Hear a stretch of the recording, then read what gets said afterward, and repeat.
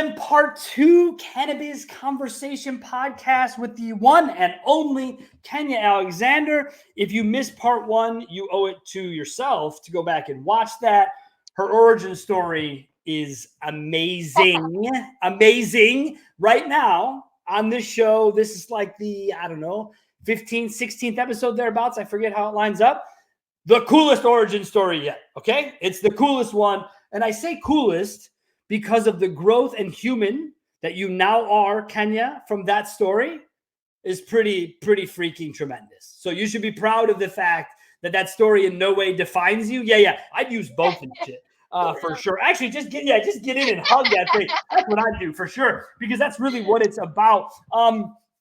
As we get ready to get started here on part 2, before we get into community, once again, part of my community are my sponsors, Mandy Lyle, Potency 710. Thank you so much. The opportunity you have for this show, a $100 gift card giveaway that we're doing. Head over to the Cannabiz Conversation Podcast on Instagram. Like and share the show on LinkedIn. God, that's why I do these things live. I got to have fun with them. And lastly, don't forget, over at potency710.com, put in podcast 710 for a astounding 20% off your first offer. So, Kenya wants to talk about community. But I don't think she wants to talk about the show community, for those of you who know it. It's a good job. And I don't think she just wants to talk about online community, because I've already watched her multiple times take a step back from said online community. So I think it's bigger than that. Kenya, when you say community, what does that mean to you?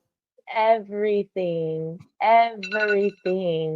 I truly believe that we all decided to come to this earth to connect with each other, to connect with other people, and to experience ourselves over and over again in different people. And so community is at the core of all that I believe in. Okay, so we're gonna get into this, and this is around my house, Kenya. We call this woo-woo, okay? And I'm new to the woo-woo world. My wife on the other side of this camera is, thousands of dollars of crystals, okay, spotted throughout my house. Some are so big, people wonder if they belong in a museum. So it's becoming part of my life. So it sounds like what you just said is in reference to what my wife tells me is my soul contract, which is something that I've already agreed to. This is all, anything that is good, bad, or indifferent has been agreed upon. I knew what I was getting myself into, and I still agreed to come back here and do this way. Okay. It's a new concept to me, but I got to tell you, it makes a lot of fucking sense. Okay. It does. It really does, because, I've been through some shit in my life, like just some, just nasty, just bad shit, but in no way does it define who I am. But I also would not change that it happened because it molds and allows for me to grow. And because of some things that I suffered as a kid, it's how I found cannabis to be therapeutic. And it's also how I found plant-based medicine, going all the way out to peyote as an experience in the desert when I was 18, that changed my life and allowed me to deal with the deepest, darkest parts of one's heart that they would never ultimately go into if they didn't have to. And I did. And by 18, I had dealt with it, and I faced it head on, and I was no longer afraid. And then I become empowered, and it empowered me comes across early on as an arrogant, as I mentioned earlier, kind of an asshole. But only because I didn't understand that I could do it differently, but I knew that I had to embrace who I was. You spoke of something similar in your own life, post-mother, like when you became a mother. The person you are today, you've said it a few times on the show, is the person you're meant to be. Who was the person before trying to be? Anybody but me, right? I've worn so many hats in my life that, like, in some ways I'm really unrecognizable to many people who have had in my past life. But at the same time, so familiar, because I think that my energy has always been the same. I'm super blessed in the fact that, and it wasn't, I've adapted this skill to be able to just be anywhere and be accepted and be like, people like me. I'm a likable person. Like, so It's very true, though. It is very true. You are very likable. You come across as someone that I just want to hang out with, smoke a J, and just see, where the existential life conversations can take someone. So you are definitely that. You do a great job with that. I can get along with anybody, right? Because there is this universal understanding that I've always had in my life that we're supposed to connect. I didn't always do it correctly, and I've learned how to better connect with people in a way that respects myself, me, my soul, all of those things. But all in all, the energy has always been the same where I just want to I love people. I really love people. I love hearing people's stories. I love when people talk to me about things they're passionate about and they light up. I love being able to help people when I can, and I love getting help from people when I need it as well. So community is just such an integral part of my life that I just don't understand how we have any conversation without that being at the core. You're inside my head in a way that is opposite of what I would normally think. So people assume because I have a podcast, because I'm in sales and have been my whole life, that there is this direct correlation to my love of people. It's false. It's false. It's patently false. Because, and only because, I say this because what happens with other people is I am someone, as my wife tells me, who can take on the energy of others and the issue of others. And I've done that my whole life. And I'm a fixer in that way. So you bring me your shit, not only am I going to internalize it, but we're going to fix this shit. And I become addicted to helping you fix your shit, right? Family, friends, etc. So you give so much of yourself to others that when I met my wife, she was like, look, cool if we can balance that. But if you and me are going to be together, we got to be together, And then 8 months later, we move off to Colorado from Illinois by ourselves, no family, no nothing. You'll learn a lot about your significant other when it's just the two of you, your back's against the wall, and you got to make it work with no one else to be there, right? We did that. It was great. It was amazing.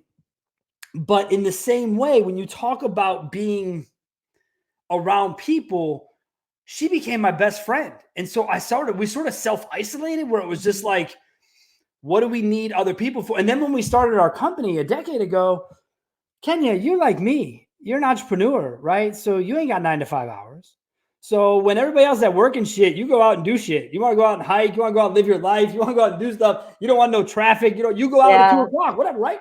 That's what I do. That's what her and I do. And so we're trying to get better. But Kenya, can you just, you love everyone, but is there just can you at least help me feel a little bit better about myself? Do you have a neighbor you don't like? Is there someone that annoys you? Something like that? Oh my God. I didn't say people don't get on my nerves. I'm the most annoyed person. It's in my family, it's a saying that you're so annoying. That's my catchphrase. You're so people get on my nerves, but I love them still. And I had because I am also a fixer. If we're talking about it, I am usually not the person you come to vent to, because what are we doing? Are we not going to solve? If you have a problem, solve the problem. So I had to start asking people okay, wait, what are you doing talking here? to me for? Yeah, do you want to, are you just trying to vent, or do you want a solution so I can know how to show up and how much energy I should invest in this conversation? Seriously, the only reason I have a relationship with my wife still is because early on she's like, look, dude, I get this whole, fixer mentality stuff. I don't need that. Yeah. I can handle my own shit. I can handle my own way. I don't need you to fix my life. She's like, if I just come home pissed off about work, I'm pissed off about work. And I'm like, quit your fucking job. Come work for me. None of it matters. She's like, no, I don't.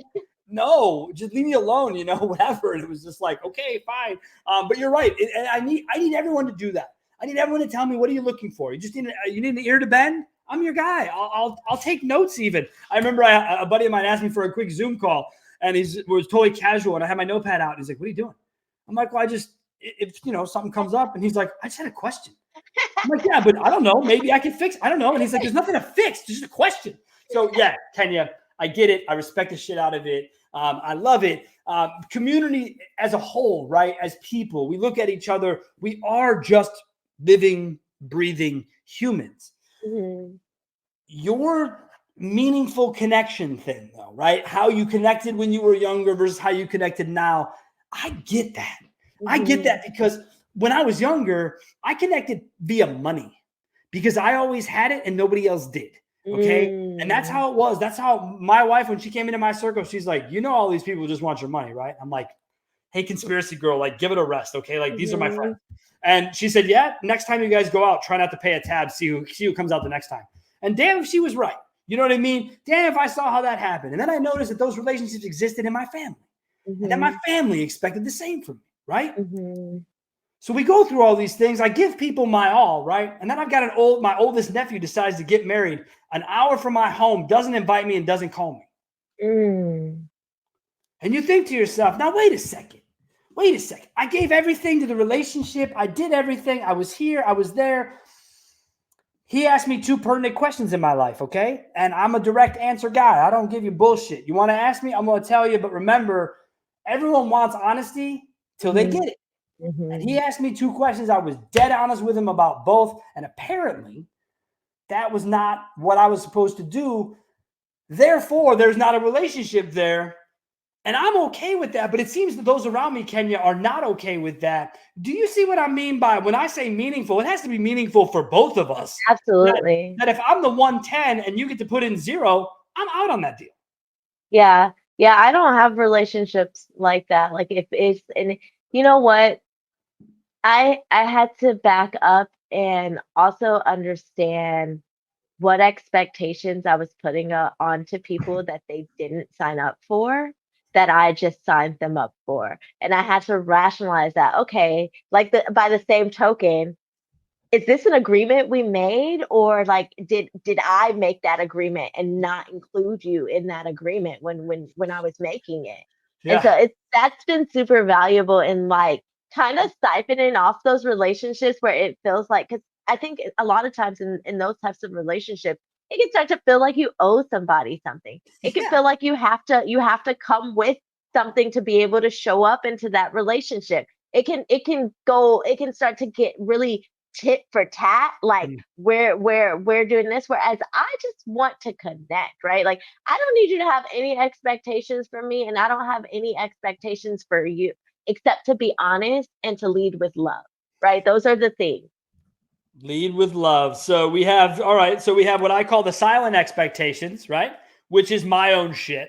Okay. That I don't put on people, but that I put on myself about the situation that I've walked into, whether that's a restaurant, whether that's a business transaction, whether that's a family event.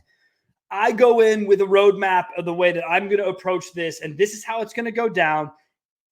A newsflash, never does. And so the ability to be able to adjust is something I've always done on the fly. I've pretty much been a chameleon. A lot of people in my own space, they don't know where I lie on politics. They don't know where I lie on religion, a lot of these other things, because I don't really get into it. It's not, when I say community, I want to connect with people, but that doesn't mean that I need to share all of my, life's goals or ambitions of everything. I think connections can come at scale and with depth. Is that a fair way to put that? Absolutely. I have so many different I have my PTO mom connections, right? We don't talk about weed. Like if they ask me about it, like sure, but like that's not what we be talking about. We talk about PTO stuff. We connect through the connection of our children's school and wanting that to be a great place for them, right? And then you have I have the basketball moms that I connect with. We connect over that thing. It's just different connections, and it doesn't have to be everything. It doesn't have to be that serious to be community. It doesn't have to be like now we're building a life together. No, we can just be working on this small project together, and that's community. And we can just be friends. It can just be cool. Be people who hang out. Like this is the first time I've ever met you, but now we're friends. You know what I'm saying? Like, now, if I run into you, it's not going to be the first time I've met you. Like we have done this, and I've been doing this, and I've commented, you've commented, we've shared content, we've done all those things. That's building the community. I think social media allows us to do that in such a unique way. But, and you know this, it comes with its drawbacks, right? It comes with its nonsense. And so really, I hate social media. And people are like, oh, that doesn't make any sense. Well, it does, because the Cannabis Conversation Podcast is run by my girl, Amber Knoll. Okay. So I get to interview. Amber Knoll does everything else. Shout out to her. She rocks. She makes it happen. She is the lifeblood of the show.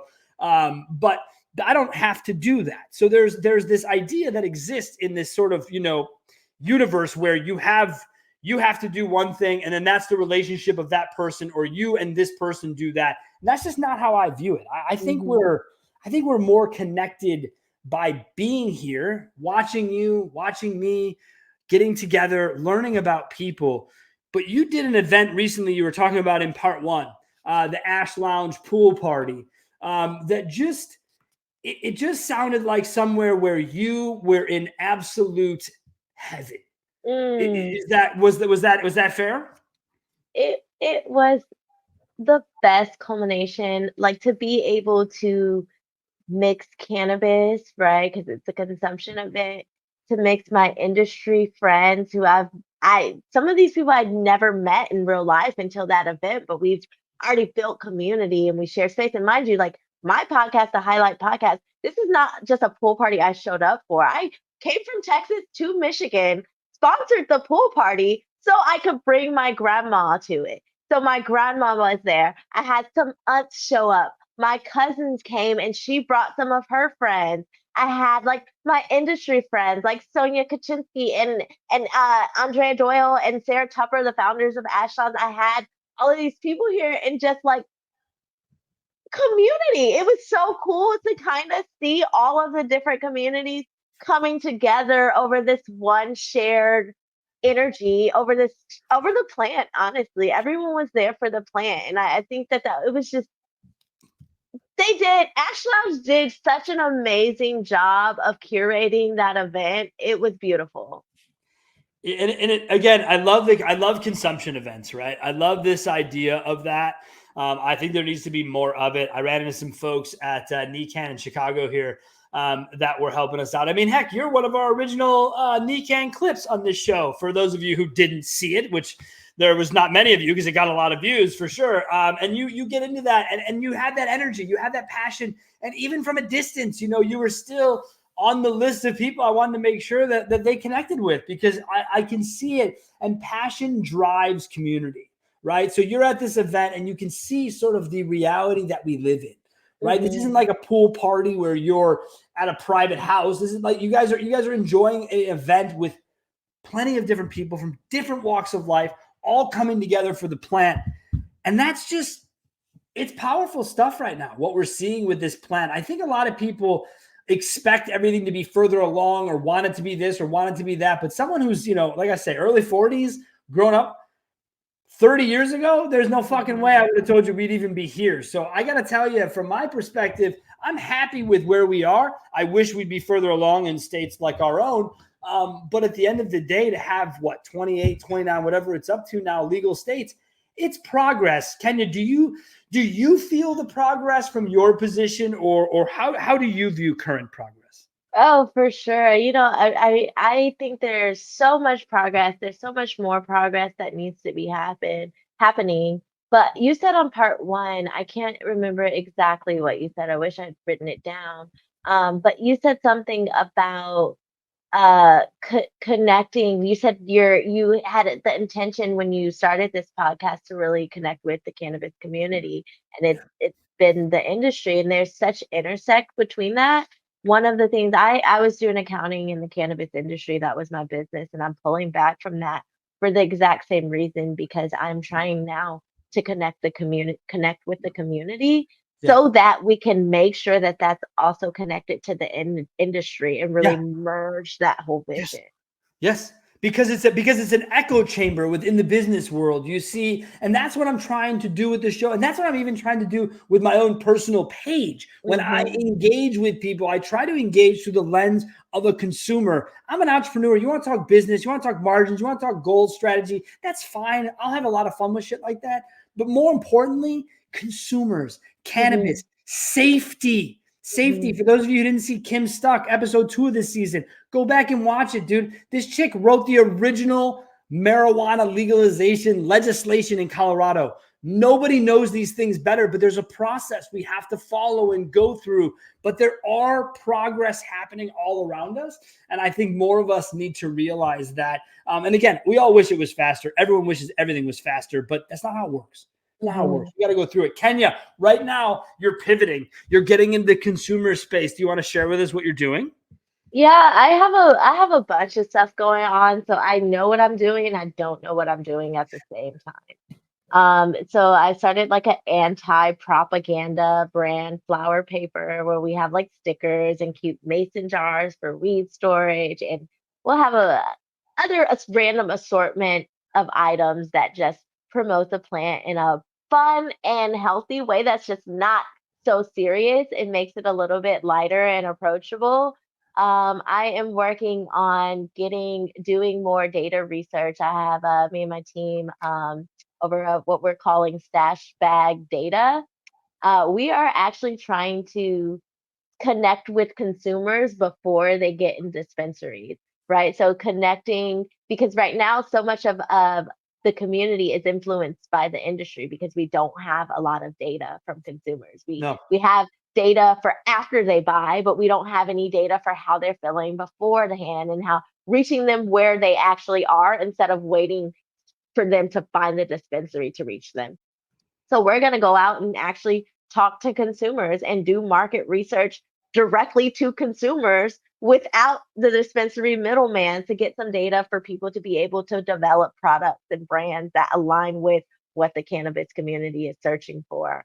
I am going to start planning like consumer picnics here in Texas that use THCA products, flour, and maybe some low dose beverages to kind of start educating people on the different ways that the plant can be used. So, if you have a brand that is available throughout the country, I'm always looking for partners to kind of educate people on the plant more here in my home state. And I'm just trying to figure out the best ways to connect with people. Well, we are on the same page with the consumer side of this discussion. I think it's so very important that we get in there and we learn more about what drives behavior, what drives those ideas. And I think having in states where we can have consumption events, I think it's extremely important. The state of Illinois has a few people down there that I've connected with that are putting on events that are trying to get there. I mean, Kenya, weddings, come on. Like if I had the option when me and my wife, got married in 2007, you guarantee I would have had, I don't care if grandma was there. It would be a cannabis wedding through and through. That is the cool stuff we're dealing with. That is the next level. You want to put on events. You want to do all of that. We should definitely connect a little further because I think there is, I think it's a two-way street. I think there's tremendous content to be had from those discussions. I think there's tremendous data. So I love creating content, and I run a data company. So it's kind of fun to see those 2 points come together. All right. You've been more than gracious with your time. We really appreciate it. I know you're a mom with many things to do. As we wrap this show up, what do you want to leave folks with, Kenya, as just sort of, Kenya's minute here? What do you want people to know? Let's connect. I really would like to connect with people who are authentic, and who are just really trying their best to show up in the world as themselves. I'm super interested in whatever it is that you have going on. Like, I want to know about all the shit that's happening. I want to be a part of your journey in any way that I can be, and I would like you to be a part of mine too. So, yeah, like let's get to know each other. I mean, guys, gals, do you see what I'm talking about here? You see this energy? You see, I don't think the smiles come off her face except when someone was at her front door unexpectedly. That was about it, guys. I mean, it's been pretty tremendous. Kenya, this is so much fun. I really, really appreciate you taking the time to hang out, to chat with me, to go over things. And I just want to tell you, I know that you kind of go in and out a little bit, taking the breaks on social. You do a really good job of doing what I call using social before it uses you. And that's how I created my structure. Again, as we've talked about through both parts, Sean is an addict of everything. That includes work. And so I have to have a moderation. So the moderation of social is I post 3 times a week. That's it. There's a Monday, there's a Wednesday, there's a Friday. I'll do some reposts for this wonderful show on Tuesdays and Thursdays.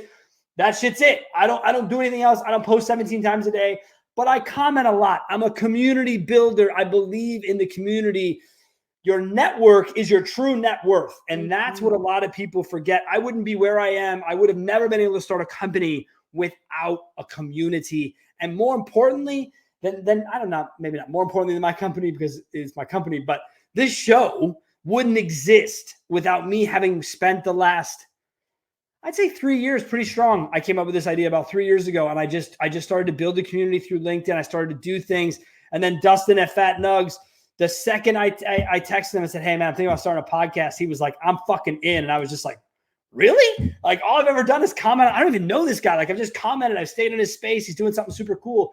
So it's possible to build community and come together. So Kenya, thank you for being a part of this community here at the Cannabiz Conversation Podcast. And thank you for just being you. So just whatever you do, don't change and continue. Well, no, I don't like that comment. Change and evolve into more and more of the person you want to be. Let's say Love that. I love that. And also shout out to Dustin. He is such a big part of everyone's journey, mine included. And just those are the people we want to be connected with. Yes. So yes, thank you so much for this, Sean. I appreciate you sharing your beautiful energy, sharing your wonderful platform. I am forever grateful, and I can't wait to keep connecting with you more. Thank you so much. We appreciate it, and we look forward to the same. And thank you again, Manny Lyle, Potency 710. If you haven't seen it, go over her healthcare products are some of the best that I use, folks. People are like, oh, I use it. All right. That's why we're here. That's why she's on the show. Sponsorships come to us. We get to pick through them. That's the fun part about life. So at the end of the day, head down after the show is over, enter to win the $100 gift card. And over at potency710.com, you can use podcast 710 for 20% off your first order. And finally, and most importantly, remember, the goal of this show is to remove the stigma and uplift this plant. Thank you so much. Have yourselves a wonderful week.